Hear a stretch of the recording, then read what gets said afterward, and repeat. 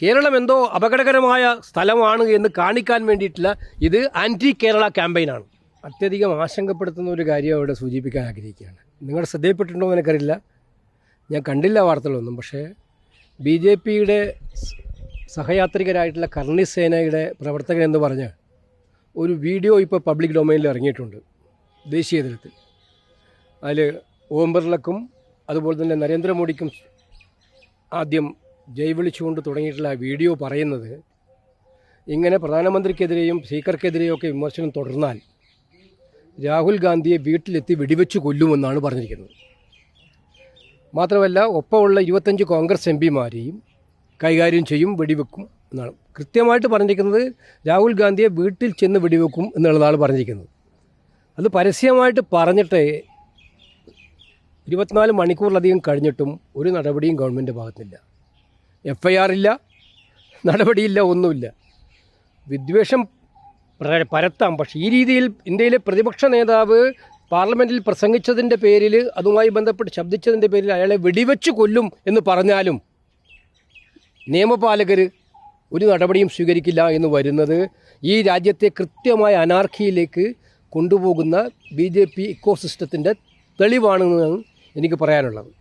ഇതിനെ ശക്തമായ ഭാഷയിൽ അപലപിക്കുകയാണ്. രാഹുൽ ഗാന്ധിക്ക് ഭയമൊന്നുമില്ല. എത്ര പേര് വേണമെങ്കിലും വെടിവെച്ച് കൊല്ലാൻ വരട്ടെ, നമ്മൾ നോക്കിക്കോളാം. രാഹുൽ ഗാന്ധിയെ സംരക്ഷിക്കാൻ കോൺഗ്രസ് പാർട്ടിക്കും അറിയാം, രാഹുൽ ഗാന്ധിക്കും അറിയാം.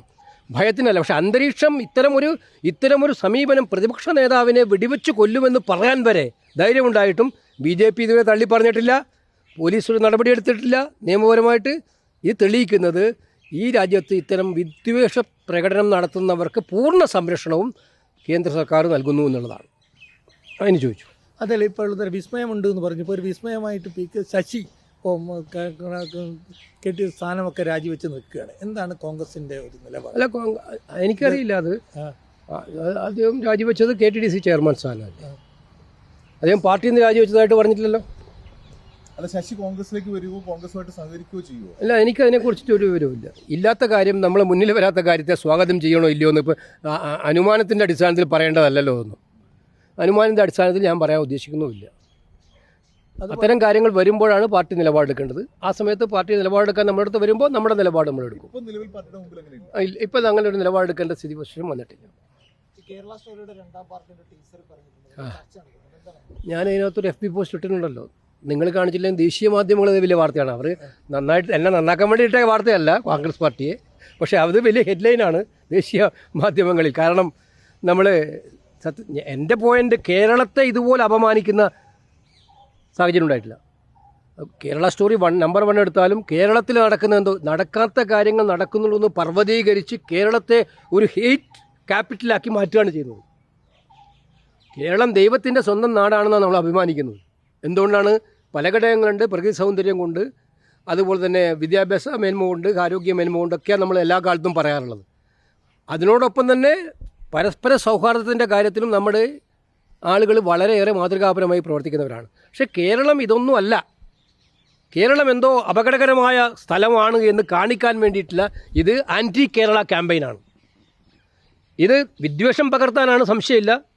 ആ വിദ്വേഷം പടർത്താൻ ശ്രമിക്കുന്നതോടൊപ്പം ആൻറ്റി കേരള ക്യാമ്പയിനും കൂടി ഉദ്ദേശിക്കുന്നതാണെന്നതിൽ സംശയമില്ല. ഇപ്പോൾ രണ്ടാമത്തെ ടീസറേ വന്നിട്ടുള്ളൂ. ടീസറിൽ കാണുന്നത് എന്താണ്? ബീഫ് കഴിക്കാൻ നിർബന്ധിക്കുന്നത് എന്നൊക്കെ പറഞ്ഞിട്ടാണ് കാണിക്കുന്നത്. ഇതൊക്കെ കേരളത്തെ വികലമാക്കി ചിത്രീകരിക്കും. കേരളത്തിൽ അങ്ങനെ ഒരു സംഭവം എവിടെയെങ്കിലും ഉള്ളതായിട്ട് ഞാൻ കണ്ടിട്ടില്ല. അപ്പോൾ ഇത് കൃത്യമായിട്ടും ആൻറ്റി കേരള ക്യാമ്പയിനാണ് നടക്കുന്നത്. കേന്ദ്ര ഗവൺമെൻറ് ഇതിനെല്ലാം പ്രോത്സാഹിപ്പിക്കുന്നു. കേരള സ്റ്റോറിക്ക് അവർ ദേശീയ അവാർഡ് കൊടുത്തു. ഇപ്പം മനസ്സിലായില്ലേ? ഇതിനകത്ത് ഇത്തരം ആളുകളെ പ്രൊമോട്ട് ചെയ്യുക, ഇലക്ഷന് മുന്നോടിയായിട്ട് പരമാവധി വിഭജനം ഉണ്ടാക്കുക, സമുദായങ്ങളും സമൂഹങ്ങളും തമ്മിൽ ഭിന്നതയിലേക്ക് കൊണ്ടുപോകുക, അവരെ കണ്ടാമിണ്ടാത്ത അവസ്ഥയിലേക്ക് എത്തിക്കുക, പരസ്പരം പോരടിപ്പിക്കുക. ഈ ഒറ്റ അജണ്ടയുടെ ഭാഗമായിട്ടാണ് ഇതിനെ ഒരു കാരണവശാലും അംഗീകരിക്കാൻ പറ്റും.